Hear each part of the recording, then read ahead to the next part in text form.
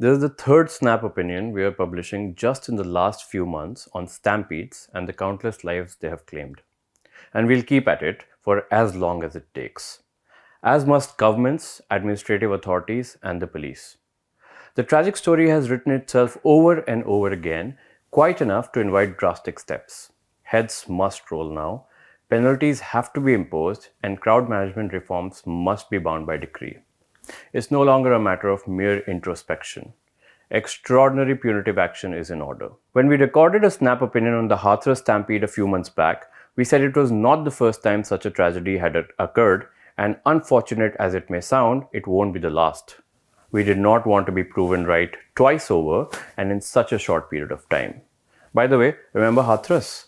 121 people were killed in a stampede at a preacher's gathering.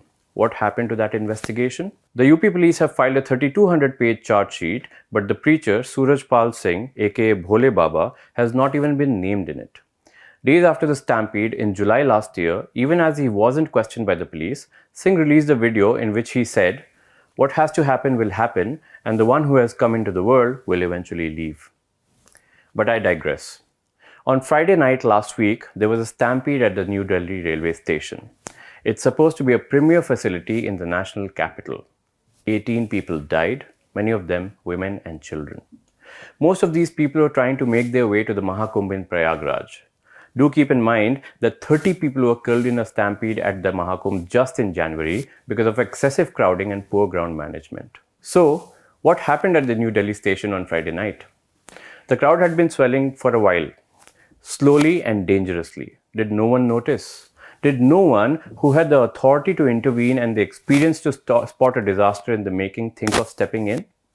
There were many trains through Friday evening and passengers were already complaining of overcrowding. People even made social media posts much before the stampede, saying they were not able to get to their coaches because there were just too many people on the platforms. Even as the situation was on edge, tickets for unreserved compartments in trains were being handed out aplenty. Did no one think of the carrying capacity of the platforms or how the situation could worsen drastically, even if a small incident destabilized such a huge crowd? The crowd headed to the Mahakumbh was so big that the railway started special trains to add carrying capacity that evening. Did it not cross anyone's mind that there was limited space on platforms and if train timings coincided, there could be chaos? And that's exactly what happened. Some trains were delayed and the crowd began swelling up. Not to forget that most trains going to Prayagraj or passing through the city were getting bunched up at platforms 12, 13, 14 and 15. And then came the last and deadly push. According to the Delhi police, the announcement of the Prayagraj special being lined up on platform 16 led to confusion. Why is that? Because Prayagraj Express, which is a very popular train for that destination, was already standing at platform 14. In the chaos and noise, the common first name of the trains led to confusion and people began switching platforms. Is this not textbook for the railways? During festival seasons, crowds swell and special trains are announced. It's nothing new. Do they not know how crowds respond, react and panic? Mere promises and inquiries will no longer suffice.